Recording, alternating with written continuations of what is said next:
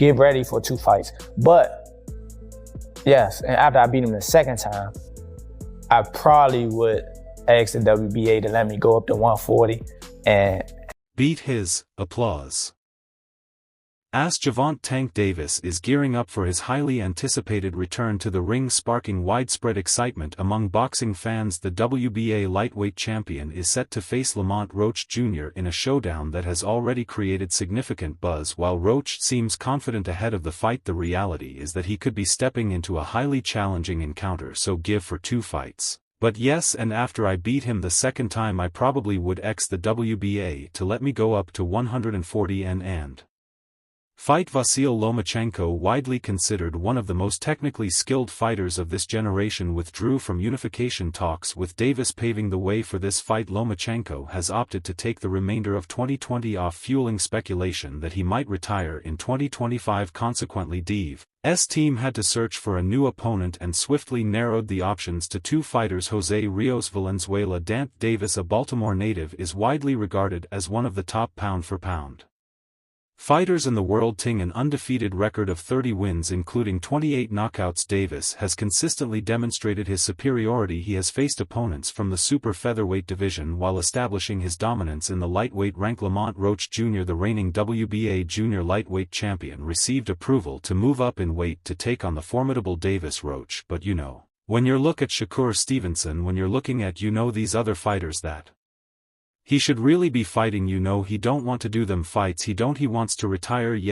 So don't come, and so but don't come at many of Dante Tank Davis's fans believe this fight is just another strategic move to protect his unblemished record. Critics argue that Lamont Roach Jr., despite his 6 consecutive victories, doesn't pose a significant threat to Davis. Roach's most notable win, a razor-thin split decision against Hector Garcia, hardly showcased dominance.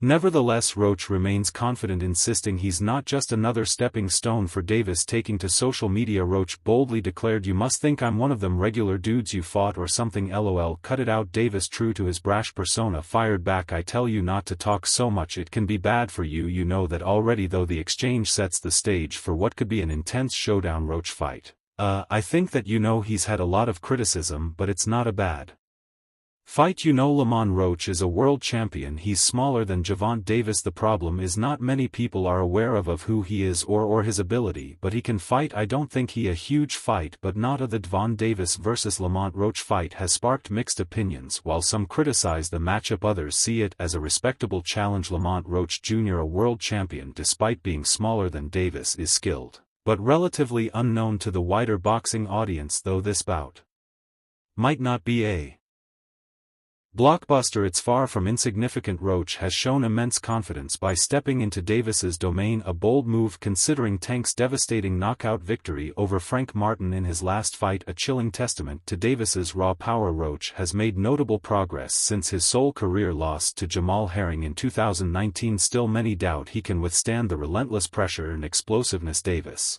brings to the ring. Intriguingly, Roach didn't jump at the opportunity to fight Davis right away. During a press conference in Washington, D.C., he revealed he had other options before committing to this challenge. Explaining his decision, Roach stated, "There were other opportunities available to me, which is why I didn't jump at this chance immediately, but I'm a fighter and I feel like I'm the best, so I'm going to show it. I'm in camp together." He's been around Tank, he's seen Tank up close and personal. Whether he's in the ring with them or not, that matters when you know a guy's rhythm, when you know their speed, and when asked why he ultimately accepted the fight, Lamont Roach Jr. made it clear the stakes were too enticing to ignore. "It's a whole lot of upside," he explained. "When I win this, it's going to flip all the way over for me. I set out to be a hero in this sport. I think this fight right here starts my legendary run. That's what drew me to it." Roach also acknowledged the financial aspect, adding, "Obviously the money is nice, really nice. It's a chance to grow my brand and set my son up so he never has to worry about anything." While Roach views this fight as a potential legacy-defining moment, the question remains, does he truly grasp the challenge ahead? Grant Davis isn't just another fighter, he's a phenomenon. Looking at Lamont the way that everybody else look at Lamont, like I know Lamont is a really good fighter. I'm not this ain't no Frank Martin, that's all I'm say.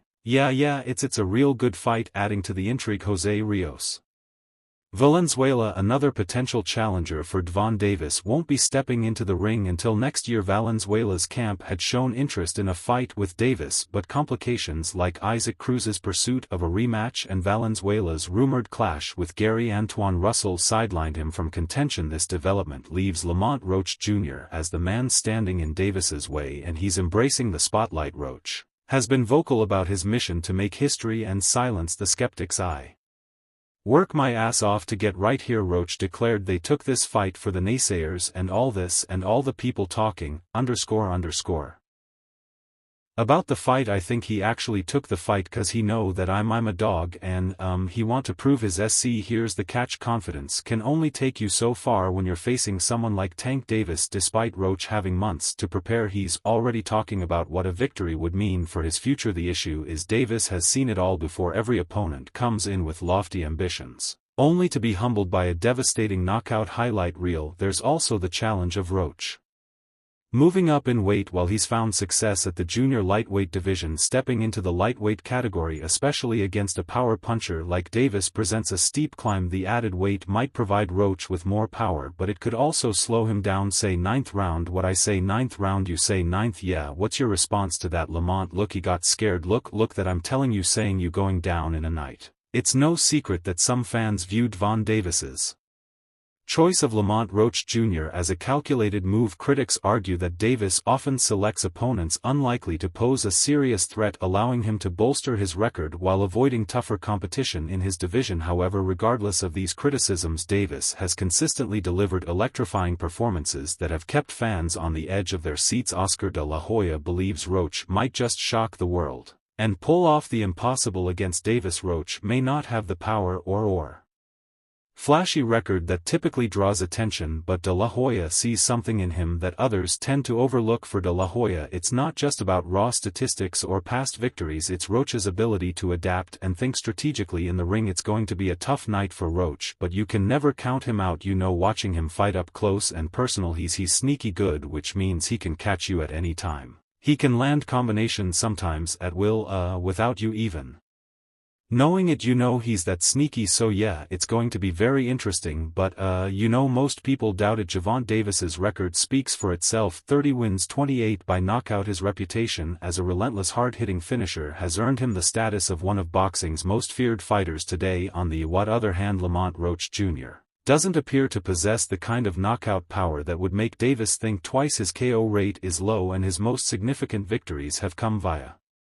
decision rather than stoppages. Still, Oscar de la Hoya believes Roach's skill set goes beyond the surface. He's sneaky good, de la Hoya suggested, hinting that Roach might have the kind of subtle tactics that could catch even a top fighter like Davis off guard. However, being list 3 names that you want 2025, I won't say I all right. Who even in his win against Hector Garcia last year, Roach struggled, barely managing to escape with a split decision victory. That kind of performance doesn't exactly inspire confidence heading into a fight with one of boxing's top 4 pound-for-pound fighters. However, de la Hoya has tried to convince Roach that his path to victory isn't impossible. His advice, though simple in theory, might be Roach's only shot: don't fight scared, have fun. Easy to say, but when you're facing someone like Tank, having fun becomes the last thing on your mind. Gervonta Davis isn't just a power puncher, he's a tactical predator in the ring, always searching for the opening to deliver a crushing blow. Being something that he's not been in the ring with. I'm the total package, and honestly sometimes I think he doubt himself, but I'm a competitor and I feel like I'm the best. So I'm a short when he talks about you not bringing your family. What goes through your mind when you hear him say that? Roach's game plan, as outlined by de la Hoya, revolves around keeping Davis guessing, throwing punches from unconventional angles,